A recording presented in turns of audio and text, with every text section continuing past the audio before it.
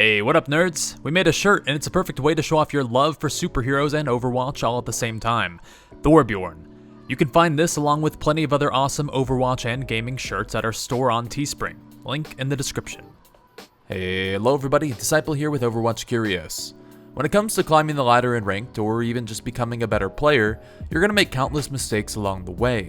What separates a good player from a great one, however, is being able to both learn from mistakes that have been made and applying experience and knowledge to gameplay to prevent yourself from making those mistakes again and again. In some cases, you may not even know when you're making those mistakes, while other times you may know but aren't really sure how to break the cycle. No worries though, because we've got your back, and in this video, we'll take a look at some of the most common mistakes that players make in-game and how you as a player can correct or avoid those in your next matches. Probably the most common mistakes a lot of players make in Overwatch, or in almost any shooter for that matter, is standing still while shooting. If you've ever played as a sniper or a character with high damage, you've probably seen your enemies do this at least once, and hopefully capitalized on the opportunity because of it. Standing still is arguably the most common mistake and the most detrimental because of how easy it is to let it happen. A lot of times players will stop because they want to focus on their aim and line up the perfect shot, or maybe they're waiting for a healer to show up, or because they think they have a good line at the enemies but simply don't realize the danger they're putting themselves in because the enemies also have a great line on them. While it can certainly help you to aim better and more quickly, it gives the exact same advantages to the enemy team as well. If they realize you aren't constantly moving, it becomes incredibly simple for them to line up headshots and just take you out. So solving it seems easy, right? Just keep moving and you'll be harder to hit. But character movement isn't quite so cut and dry. When people first start addressing the issue, it's easy for them to get into a cycle of spamming jump instead. And the problem with this, however, is that jumping forces your character to move in really predictable ways along a specific trajectory, which can make it almost as easy to rain in the headshots on you as if you were standing still. Once you reach the peak of your jump, you're still for a moment before you go back down, and they know exactly when you're going to hit the ground as well. Instead, it's important to focus on what's often referred to as ADAD spam, which is strafing side to side using A and D on your keyboard. To pull this off effectively, you need to make your movements unpredictable. If you're mashing strafe too fast or in the same pattern, you'll be moving very little and once again giving the enemies the advantage. Focus on moving out of rhythm and for different amounts of time while strafing. Since players, particularly those who aren't mechanically as good or are a bit new to the game, struggle with aiming while doing this, here's an important tip to help you maintain control of your aim while strafing so that you don't just throw yourself off entirely.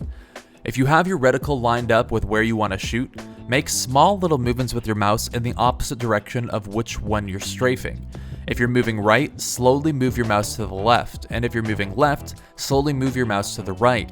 If you bring your sensitivity down even farther, you can move your mouse even more to the left or the right to compensate, which should make it a little bit easier to aim. Practice this while strafing and you'll soon know how to maintain control of your reticle without even having to think about it, and it'll simply become second nature for you because you're the one controlling where you're strafing, so you can also control where you're aiming at the same time, while your opponents have no idea where you're going to go next. Breaking this mistake of standing still is critical to your success in Overwatch, however fixing it is really easy once you recognize that it's a problem for you and you focus on preventing it. Another common problem that players and more importantly teams have is building a team comp or playing around one specific hero or aspect of the game. It's important to develop a strategy and a plan for your teams, but oftentimes thinking so one-dimensionally and focusing on a single aspect is more detrimental than it is helpful. A good example of this in action would be players attempting to counter an enemy bastion. How many times have you seen somebody switch to something like Roadhog or Genji when there's a bastion because they expect to counter it when the enemy bastion has the support of his team and can maintain position? Sure, Roadhog's hook can be a great way to pull Bastion out of his form and take him out, but what if he's protected behind a shield or has a healer like Mercy attached to him constantly? You're not going to just uproot him, and at that point your team is depending on a single aspect to resolve the problem instead of building around it.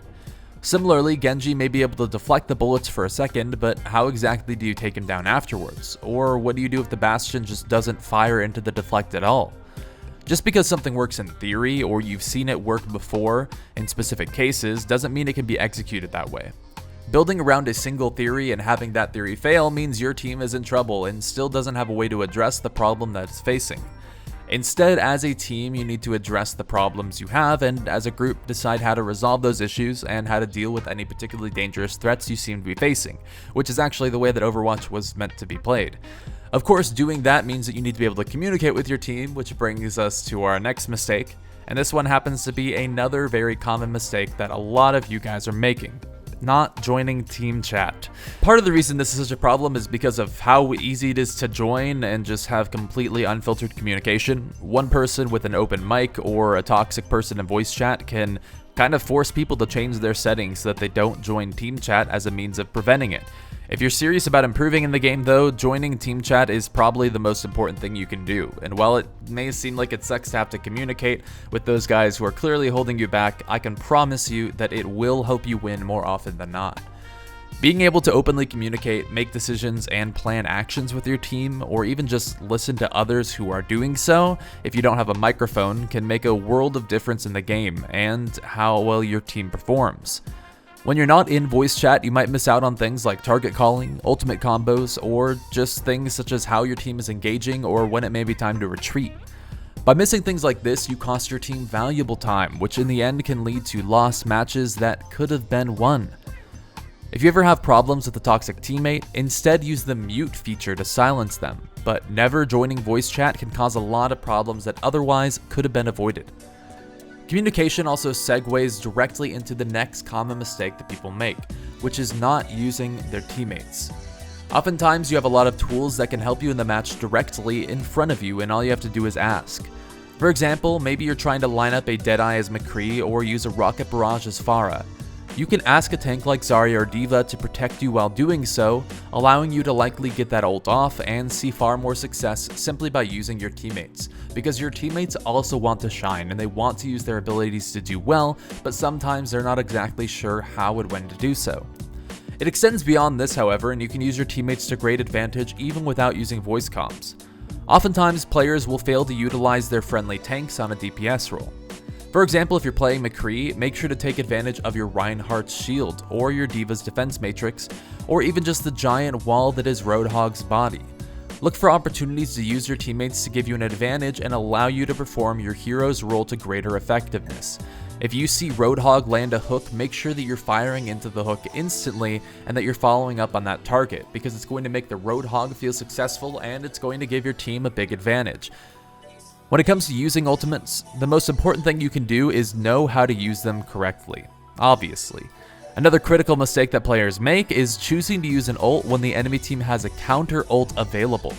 There's no worse feeling than using a Dragon Blade or Tactical Visor when the enemy team's Zenyatta has Transcendence, which completely shuts down your push and your progress. Too often, players fail to recognize how their ults can be countered, and because of that, they put themselves in situations where the ult simply won't get any value from its usage, and once they've died, they'll complain in voice chat about how lucky it was that the enemy team happened to have, the ultimate that the character they were playing came into the game with. It's important to think outside of your own gameplay and assess threats and ways the enemy team can shut down your own ults, as well as how you can shut down enemy ultimates. High Noon can be difficult to get multiple kills off of like you may want, but it's really powerful against something like Mercy's Valkyrie ultimate, or even just the pair of Mercy and Pharah in the air without using ults at all. Understanding the mind game and the mechanics behind ultimate usage is super important for your success. And while we're on the topic of using ults correctly, only use an ultimate when it's necessary. If your team has already killed 2 people on the enemy team, it's probably safe to assume that your team's gonna win the fight just by shooting them. If you end up using a powerful ultimate to secure the final kills, that's one less tool available to you in the next team fight, when you likely didn't have to use it to win the team fight anyway. Understanding the value of ults and being aware of the ultimate economy, which is the usage of ultimates against other ultimates and how to save or spend them in the proper situations, and playing around ultimates accordingly will increase your chances of success by a ton. Even your overall win rate in the game should go up once you understand how to use your ultimate and when to save it. These are just a few of the mistakes that people tend to make in a game, but we've only just scratched the surface. Hopefully, by talking about some of these, you're able to pick up some new tips and find new ways to see success in the game, or just see some areas in the game where you're lacking. If you picked up any new techniques or ideas from the video, or you're just interested in hearing us talk about some common mistakes that other people make in the game, or some other tips directly from the mouths of Grandmaster players, make sure you hit that like button and also subscribe to the channel if you haven't already.